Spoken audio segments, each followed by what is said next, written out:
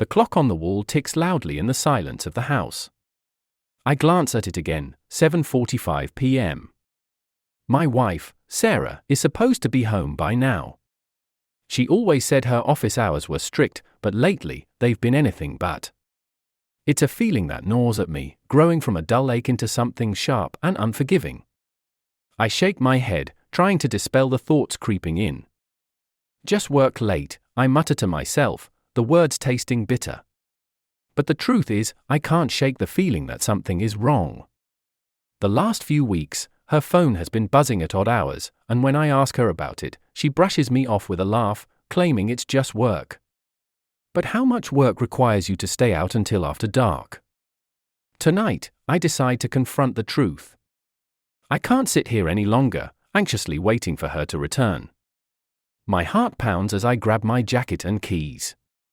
The cold air greets me as I step outside, a stark contrast to the warmth of my home. The drive to her office feels like an eternity, each minute stretching longer than the last. I pull into the parking lot, my breath hitching in my throat as I spot her car. It's there, parked under the dim lights, but there's no sign of her. I walk towards the entrance, my steps hesitant but determined. As I approach the glass doors, I see the flickering lights inside the office.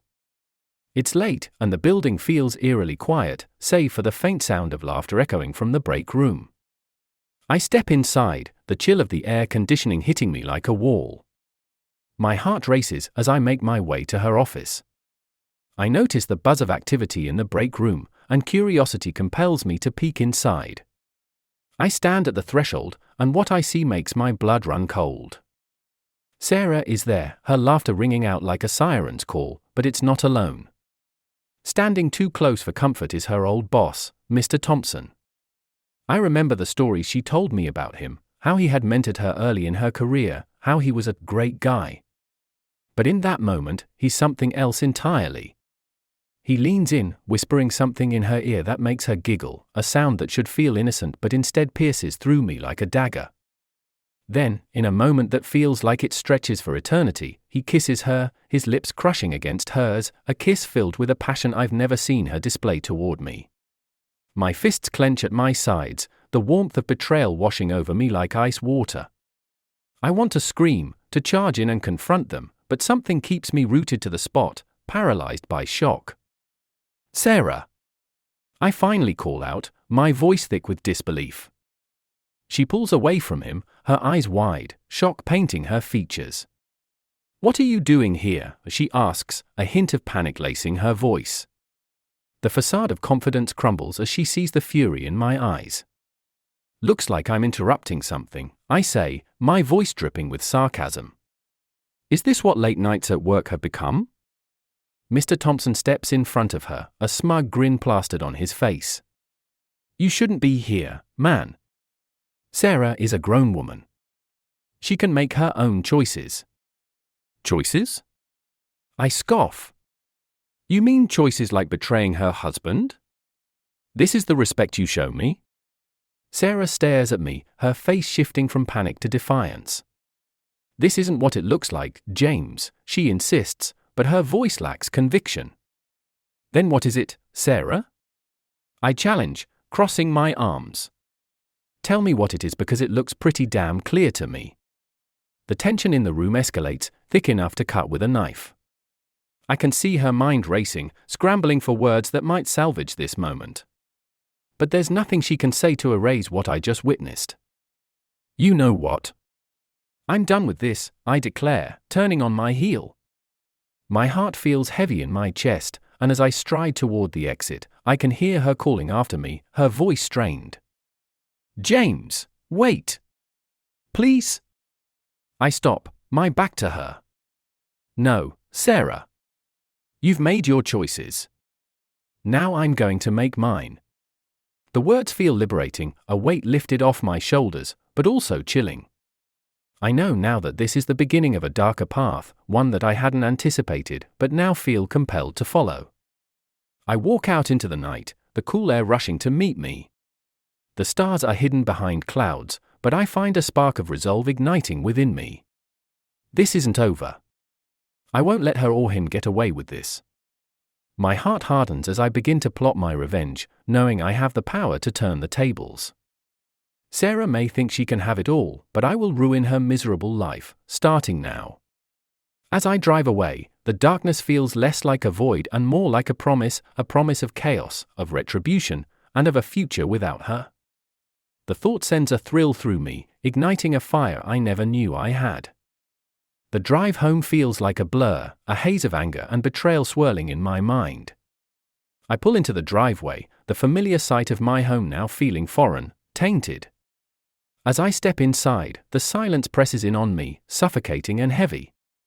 I toss my keys on the counter and pace the living room, each step echoing my turbulent thoughts.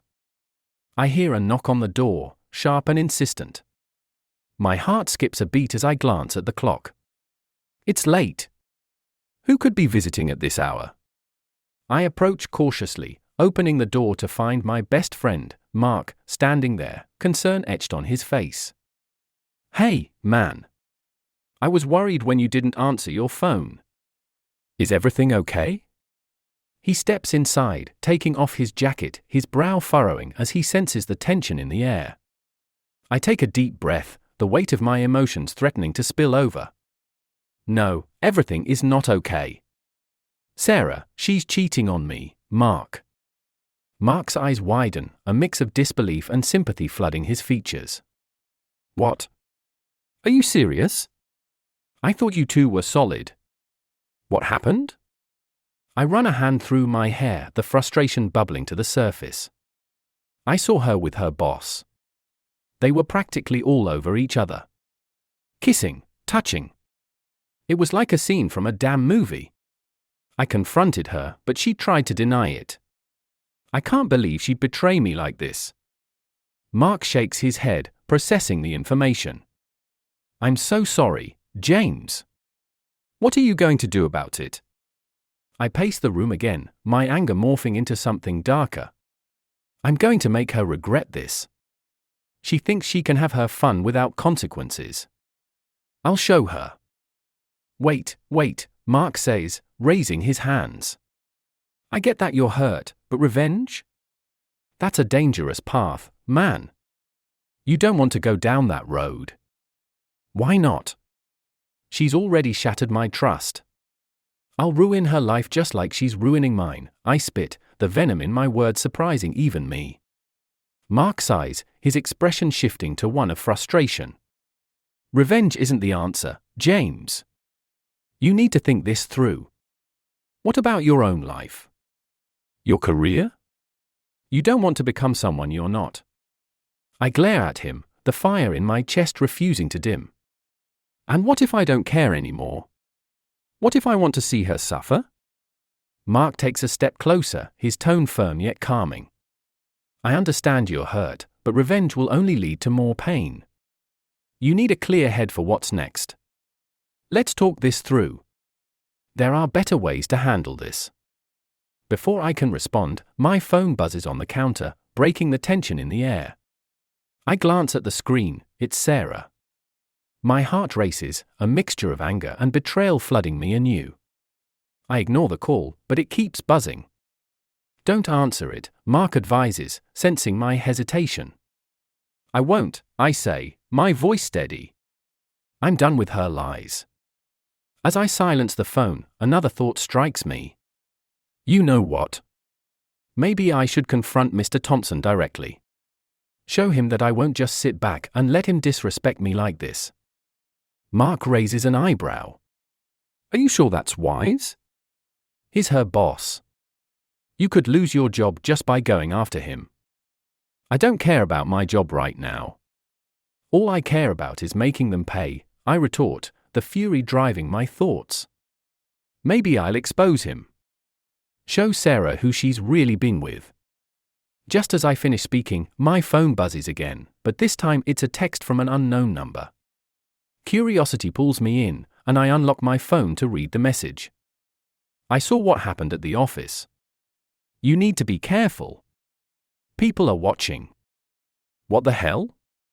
I mumble, staring at the screen. Who is this?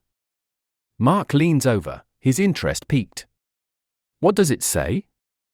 I show him the message, confusion swirling in my mind. I don't know who this is, but it sounds ominous. Do you think it could be someone from the office? Mark asks, frowning. I don't know, I admit.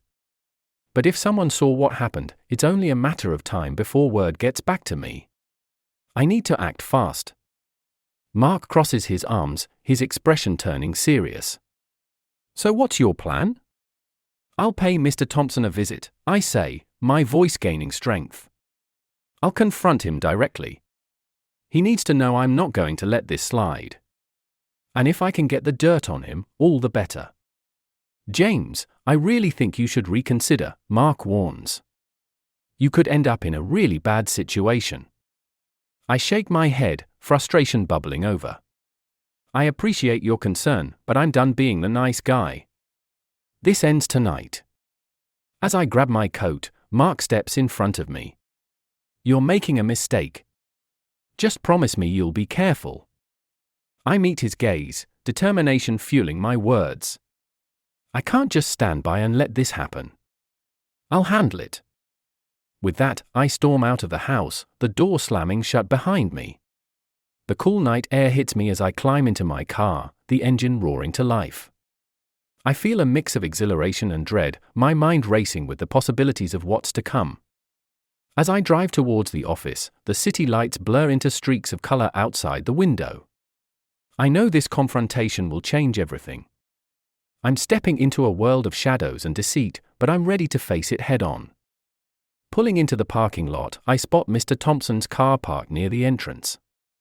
My heart pounds as I approach the building, determination coursing through my veins. This is it. I'm about to confront the man who has turned my life upside down. As I walk through the lobby, I catch a glimpse of employees working late, their heads down, oblivious to the storm brewing in the air. I head toward the elevator, my mind racing with what I'm going to say. The doors slide open, and I step inside, my reflection staring back at me, a man on the brink of a reckoning. When I reach the floor of his office, the hallway feels eerily quiet. I approach Mr. Thompson's office, taking a moment to compose myself. As I raise my hand to knock, I hesitate, the weight of my actions pressing down on me. But the thought of Sarah's betrayal fuels me. I knock, the sound reverberating through the silence. Moments later, the door swings open, and Mr. Thompson stands before me, surprise flickering across his features. James? What are you doing here? He asks, a hint of discomfort in his voice. I think we need to talk, I say, my tone cold and steady. He glances around the empty hallway, a nervous edge creeping into his demeanor. Can this wait? I'm busy right now. No, it can't wait, I insist, pushing my way past him into the office. We need to settle this now. Mr. Thompson's expression shifts to one of annoyance, but I'm done playing games. You think you can just take my wife and not face the consequences? You're wrong. His eyes narrow, a hint of menace creeping into his posture. You're making a big mistake, James. This is a private matter. I step closer, my heart racing. No, it's a public matter now. You've crossed a line, and I'm here to make sure you understand that. The tension in the room crackles as we stand toe to toe, both of us refusing to back down. I can see the wheels turning in his mind, calculating his next move. You don't want to do this, he warns, but there's no turning back now. I already am, I reply, a fierce determination igniting within me. The stakes are high, but I'm ready to fight for my dignity, for the truth. This is only the beginning. The shadows of betrayal may linger, but I will not let them consume me. It's time to reclaim my life. The atmosphere in Mr. Thompson's office is thick with tension, each second stretching into eternity. I stand firm, adrenaline coursing through my veins as I glare at the man who has shattered my marriage. The dim lights cast shadows across the room, and I can hear the hum of the city outside, a stark contrast to the storm brewing within me. Listen, James, Mr. Thompson begins, trying to regain control of the situation. This isn't what you think. Sarah and I. Don't you dare lie to me, I cut him off, my voice rising. I saw you too. You were all over each other in the office. How could you do this to me?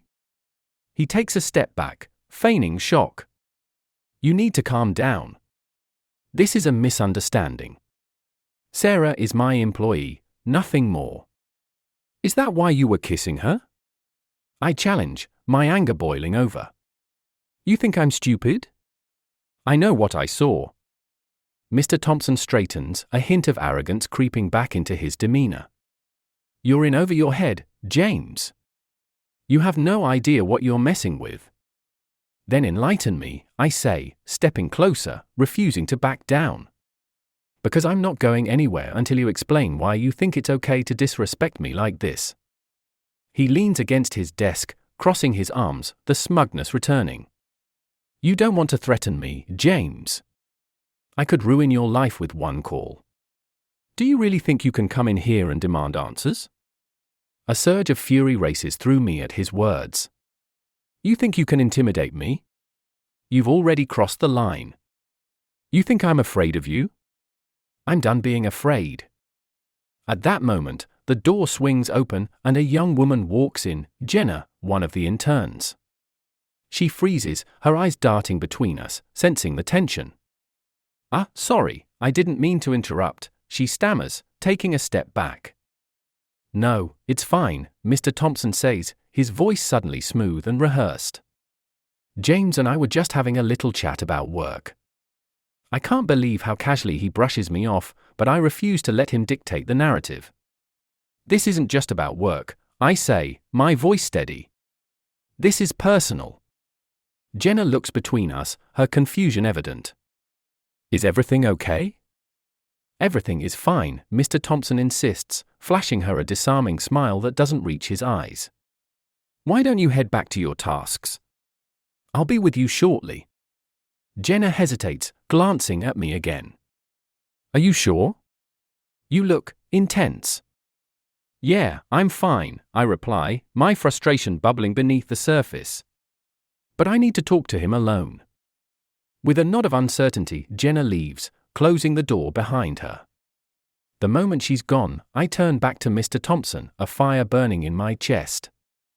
I won't let you get away with this, I state firmly. I'll make sure Sarah knows exactly who you are. You think she's going to stay with you once she finds out what a pathetic excuse for a man you are? His expression shifts, a flicker of anger flashing in his eyes. You don't know what you're dealing with. I have connections, influence. You think you can just waltz in here and threaten me? Watch me, I retort, my voice unwavering. You've taken everything from me, and I'm not going to let you destroy me completely. This isn't just about Sarah anymore, it's about taking back my life. A tense silence falls between us, and for a moment, I can see the uncertainty creeping into his facade. I take a step closer, my heart pounding as I lean in, lowering my voice. I know all your secrets, Thompson. I'm not afraid to expose you. You think your reputation is safe? I'll make sure the world knows what a creep you are. Mr. Thompson narrows his eyes, but I can see the fear lurking beneath his bravado. You wouldn't dare. You don't know the people I work with. They won't hesitate to destroy you if you try. Then bring it on, I challenge, feeling the weight of my resolve. I'm ready to fight back. In that moment, the door bursts open again, and this time it's Sarah. Her eyes widen in surprise as she takes in the scene, me standing confrontationally, Mr. Thompson on the defensive. James? What are you doing here? As she asks, panic rising in her voice. I glance at Mr. Thompson, who masks his irritation behind a forced smile. I was just giving James a little performance review, he says, his tone dripping with insincerity. Performance review? Sarah's brow furrows, confusion etched across her face. What do you mean? James, you shouldn't be here. This isn't the time or place. Not the time or place for what? I challenge, my anger bubbling over. Are you really going to pretend that I didn't just see you two together? This is exactly the time and place. James, please, she pleads, stepping forward. Let's talk about this at home. This isn't how it should be handled. No, Sarah, I say, my voice steady. This needs to be said here and now. I'm not leaving without the truth. Mr. Thompson clears his throat, trying to regain control. I think it's best if you both take a step back. Emotions are running high. We can handle this professionally. Professional? I scoff, directing my gaze at Sarah. Is this what you call professional? Sneaking around behind my back with your boss? Her expression shifts, the hurt evident in her eyes. James, it's not like that. You don't understand. Then help me understand. I shout, my frustration spilling over. What was I supposed to think when I see you two together like that? You were supposed to be mine, Sarah. What happened to us? She opens her mouth to respond, but the words don't come. Instead, she glances at Mr. Thompson, as if seeking some sort of support. I didn't mean for this to happen. Didn't mean for what? I press, my heart pounding in my chest. To betray me? To throw our life away? Mr. Thompson interjects, his voice sharp. Let's keep this civil. This is a workplace, not a personal battlefield. Civil? I laugh, the sound bitter. How can this be civil when you're sleeping with my wife? James, stop it! Sarah cries, her voice cracking. This isn't helping anything.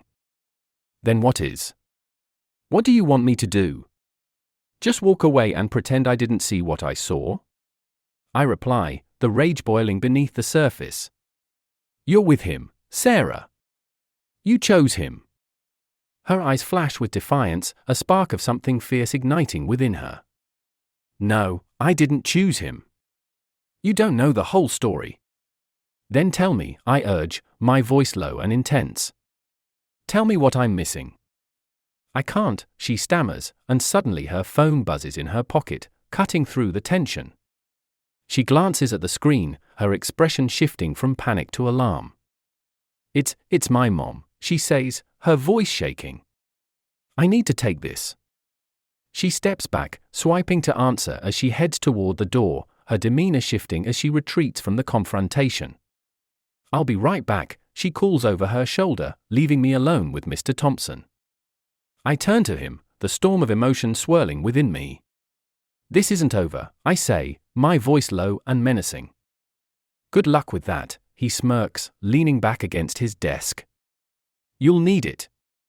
As Sarah talks quietly outside, I'm left seething, my heart racing. This confrontation was supposed to be the beginning of my reckoning, but now it feels like it's slipping through my fingers. I glance at the door, my mind racing with thoughts of how to expose them, how to take back my life. Suddenly, an idea strikes me, a plan to turn the tables, to not just confront but to dismantle their lives piece by piece. I'm not just a victim in this story, I'm a player, and it's time to make my move. When Sarah returns, her expression is strained, her brow furrowed. I'm sorry, James.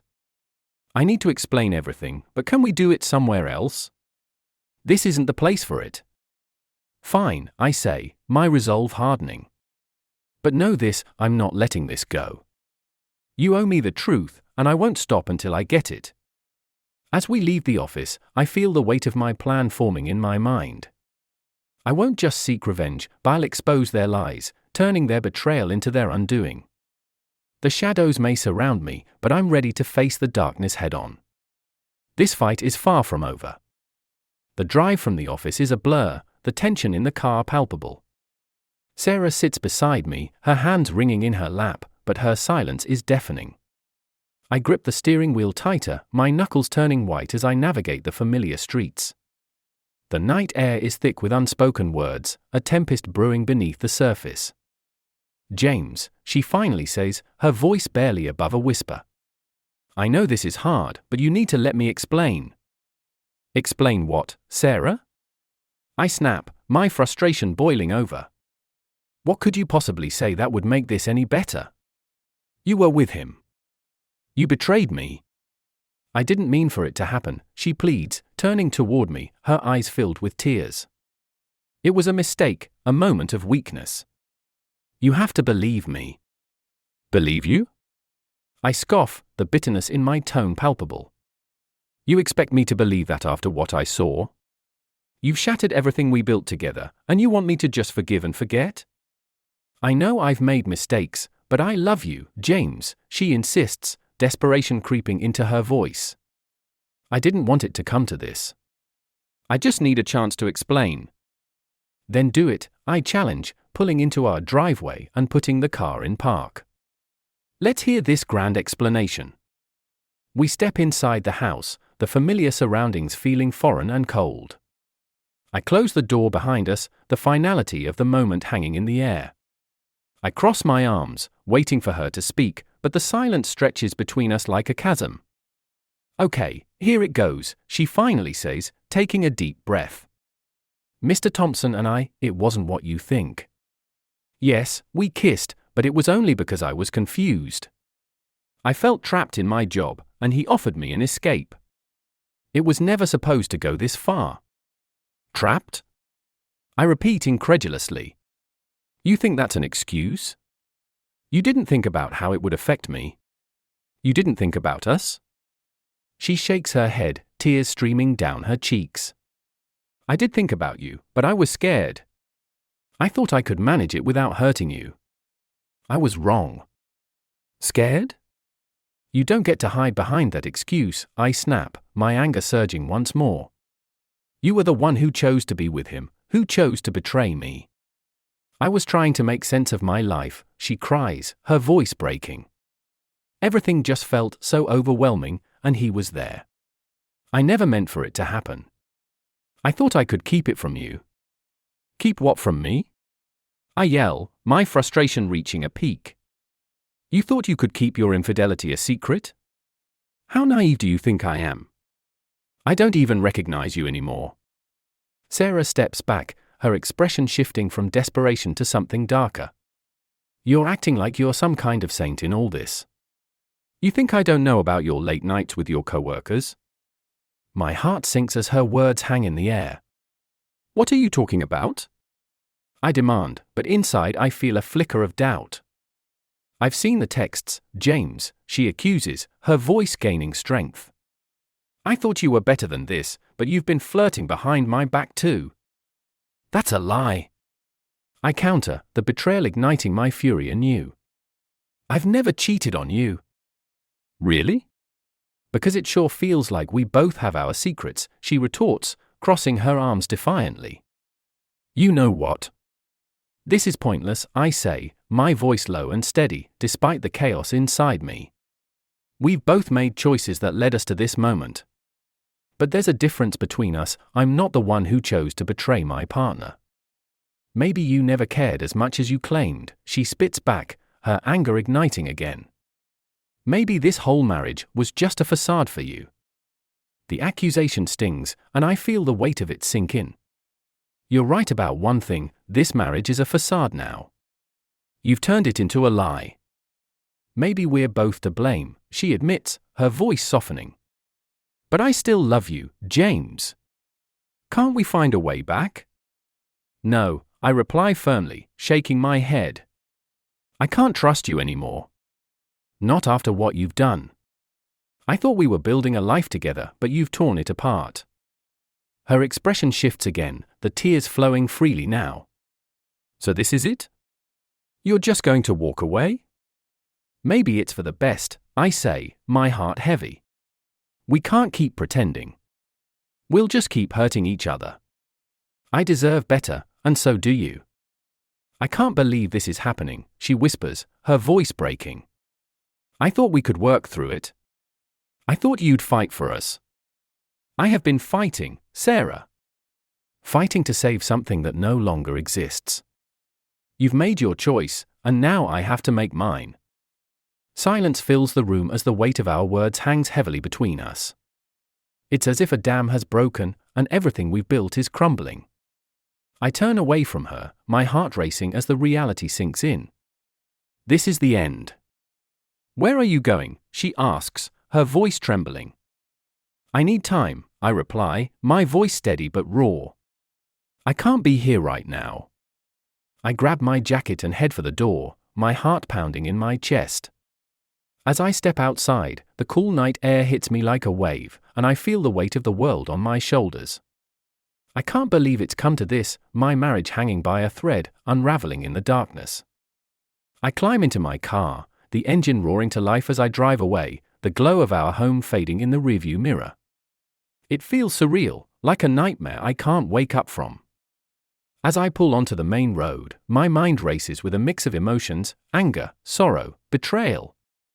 I drive aimlessly, letting the city lights blur together, but I know one thing for certain: I can never go back to the life I had. Suddenly, my phone buzzes, breaking the silence. I glance at the screen. It's a message from Mark. "Are you okay? You were right about Thompson. I just got a call from one of my contacts at the office. He's been doing some shady stuff, and it's about to catch up to him." My heart races as I read the message. Shady stuff? I text back, the curiosity overtaking my anger. "Yeah, I'll fill you in. Meet me at the Barrel." Without thinking, I turn the car around and head toward the bar, my heart racing with anticipation. This could be the break I need, a chance to turn the tables on Sarah and Mr. Thompson.